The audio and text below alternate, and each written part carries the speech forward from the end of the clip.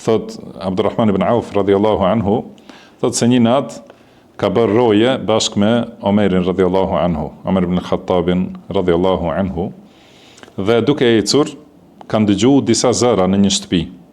Edhe janë afru aty, dëgjojnë se çfarë zëra ka. Kur janë afru, e kanë pa se ka pas disa njerëz që kanë qenë duke pirë alkool, duke pirë verë. Edhe atëherë Omeri radhiyallahu anhu e ka kap për dorë Abdurrahman ibn Aufin. Ka thonë, a e diti shtëpia e kujt është kjo? Ka thonë, kjo është shtëpia e Rabia ibn Umayya ibn Khalaf. Edhe tani janë duke pirë alkool. Atëherë ka thonë, si mendon? Ka thonë Abdurrahmani, ara anna qad atayna ma nuhina anhu. Thot, mendoj se bëm diçka që na është ndaluar. Më thënë, erdhëm këtu edhe i spionum, më thënë, këta i shikum. Dhe Allahu subhanahu wa taala ka thënë, wala tajassasu, më thënë, mosu spiononi. Dhe ata janë brenda në shtëpi, duke bërë këtë mëkat, edhe atëherë ne nuk u dash të vim të shikojmë se çka janë duke vepru brenda në shtëpi.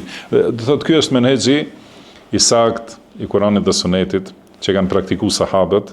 Thotë, gabimi kur bëhet haptas dhe thirret për gabim, ai luftohet dhe paralajmërohet kundër tij haptas. Nëse dikush e bën fshet, nuk zbulohet ajo që është e mbyllur. Edhe prandaj këtë duhet ta kemi parasysh, ky është menhexhi i sakt. Kurse nëse i sheh njerëz të bidatit, nga njëra anë, ata doin ta zbulojnë diçka që as nuk ekziston, siç janë hadadit edhe xhavarixht.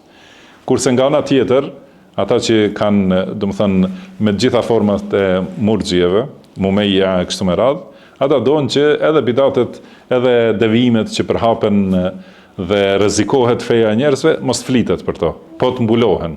Edhe, për shembull, siç është rasti me Sejid Kutubin, do thotë librat e tij shpërndahen, devijimet e tij janë prezente, na thonë mos flisni për gabimet e tij, doin ta mbulojnë sikur nuk ekzistojnë ato gabime. Dhe vazhdojnë t'i përhapin. Domethënë, kjo është rrugë e devijimit. Edhe rruga tjetër, zbulimi i diçkaje që nuk e di askush, ajo është në realitet ndihmon për përhapjen e të keqes. Prandaj është ndaluar.